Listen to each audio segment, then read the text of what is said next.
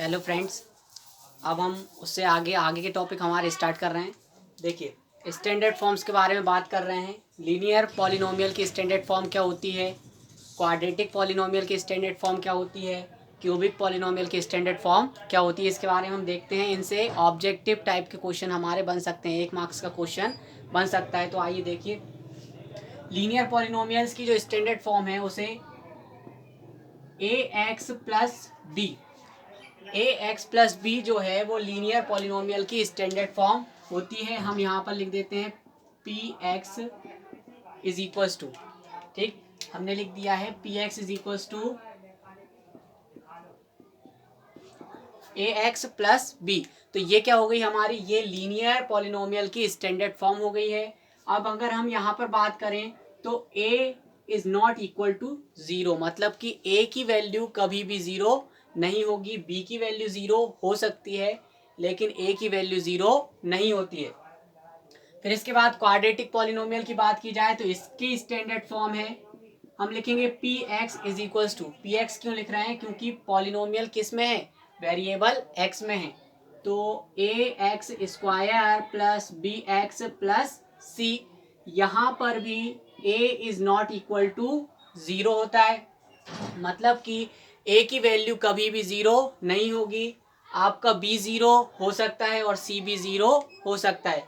अब ए की value zero क्यों नहीं है, देखिए, अगर हम ए की वैल्यू जीरो कर देते हैं, ए की वैल्यू अगर जीरो हो जाती है तो ये हमारा क्वाड्रेटिक पॉलिनोमियल नहीं होगा, ये क्या हो जाएगा, हमारा लीनियर पॉलिनोमियल में कन्वर्ट हो जाएगा। देखिए, जैसे हमने यहाँ पर जीरो रख दिया तो zero into X square plus B X plus C, ये क्या हो गया, आपका जीरो हो गया।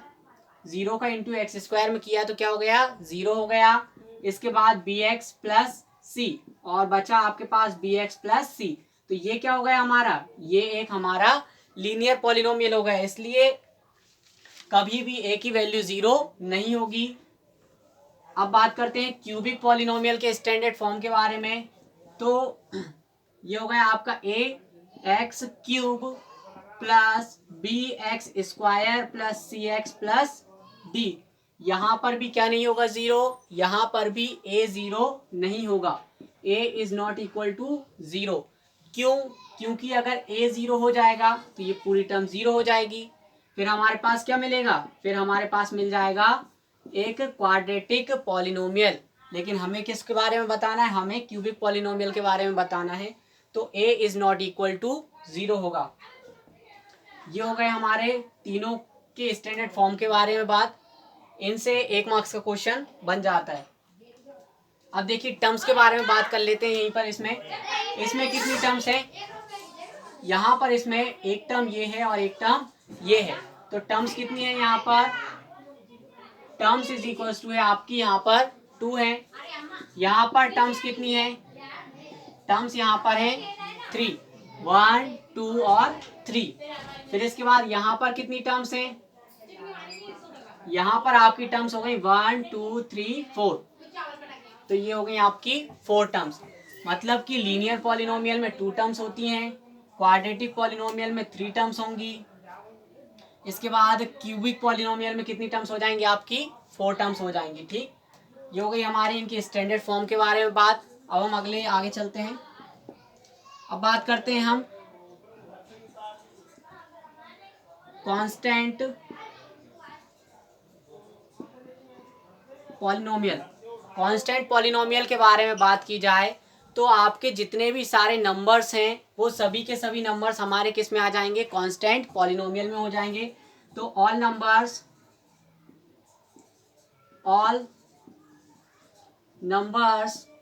Are constant polynomial. All numbers are constant polynomial, मतलब जितने भी आपके सारे नंबर्स हैं वो सभी क्या हैं, आपके कांस्टेंट पॉलिनोमियल हैं। फॉर एग्जांपल हम बात कर लेते हैं 2 8 10 √3 2/3 और जितने भी सारे आपके नंबर्स हैं वो सब क्या हो जाएंगे आपके, वो सारे के सारे आपके कांस्टेंट पॉलिनोमियल हो जाएंगे। ठीक, आगे बात करते हैं। लेकिन इसमें एक ध्यान रखने वाली बात यह है कि एक्सेप्ट जीरो इसका मतलब है कि 0 को छोड़कर बाकी सारे जितने भी नंबर्स हैं वो सब क्या होंगे, हमारे कांस्टेंट पॉलिनोमियल होंगे। 0 को हमने इसलिए छोड़ दिया है क्योंकि उसको हमने एक अलग से नाम दिया है, वो होता है हमारा 0 पॉलिनोमियल। ठीक, ये हो गया हमारा 0 पॉलिनोमियल। 0 पॉलिनोमियल एज 0 डिजिट, मतलब कि आपकी जो 0 डिजिट है उस डिजिट को ही हम क्या बोलते हैं, 0 पॉलिनोमियल बोलते हैं। As 0 digit is called 0 polynomial. ठीक, तो आपका जो 0 डिजिट है उसी को हम क्या बोलते हैं, 0 पॉलिनोमियल बोलते हैं। आप पॉज करके वीडियो को और ये सब नोट कर लेना।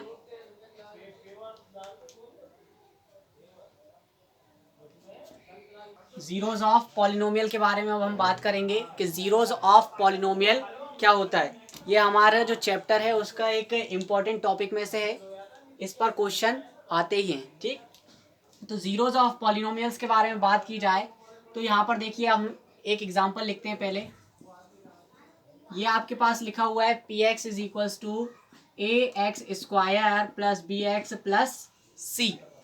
यहाँ पर ध्यान देने वाली बात क्या है कि यहाँ पर वेरिएबल x है। ठीक, आपको पता है।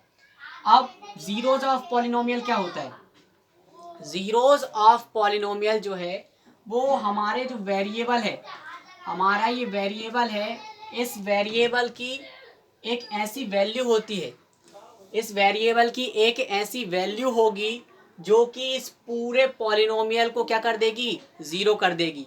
मतलब कि एक्स की वैल्यू हमारे पास कुछ ऐसी निकल कर आएगी जिससे कि ये पूरा के पूरा पॉलिनोमियल किस में चेंज हो जाएगा, जीरो में चेंज हो जाएगा, वैल्यू ऑफ एक्स हो जाएगी।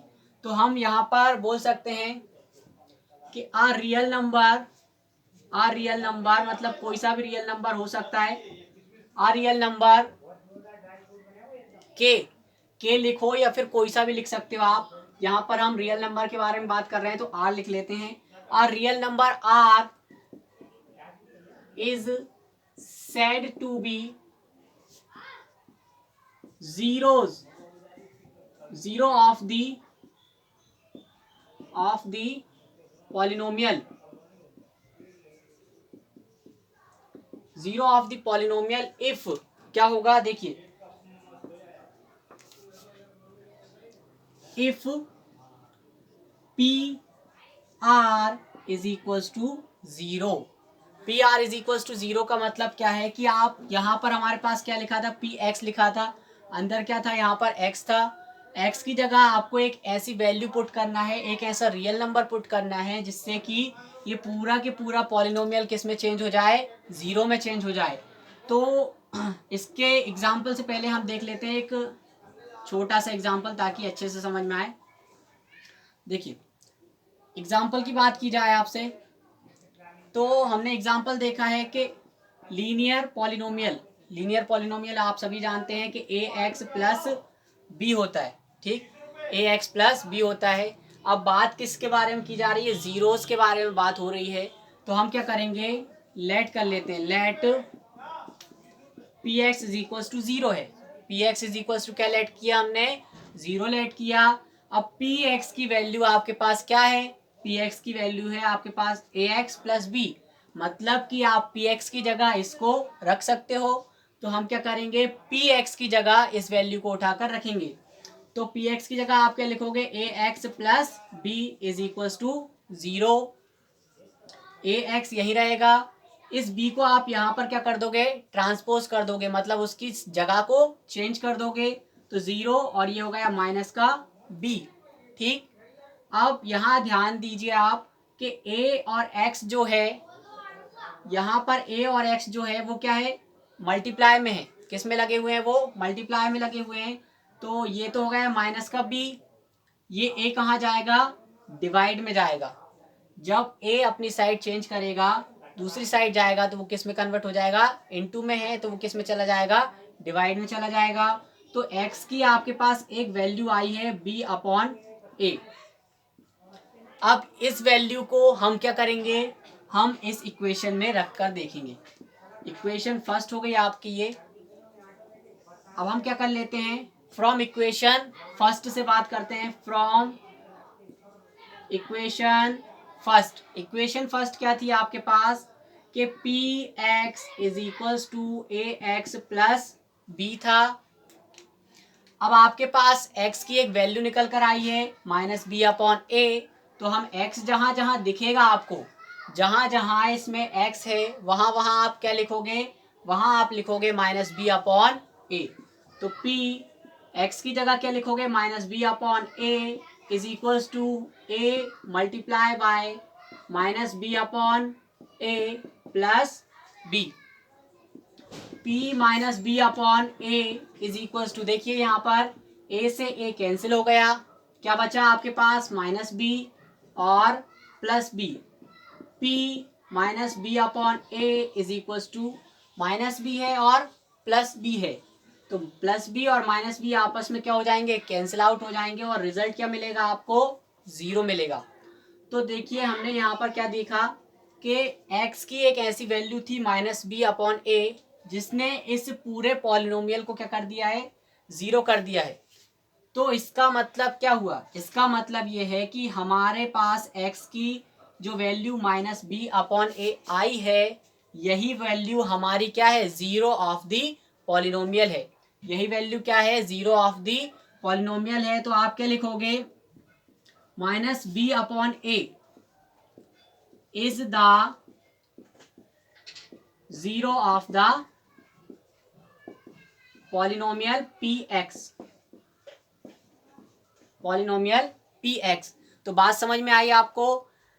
जीरोज ऑफ पॉलिनोमियल क्या है, जीरोज ऑफ पॉलिनोमियल जो है वो वेरिएबल की एक ऐसी वैल्यू होती है जो कि उस पॉलिनोमियल को क्या कर देती है, 0 कर देती है। ठीक, इससे आगे हम पढ़ेंगे अगली वीडियो में। धन्यवाद।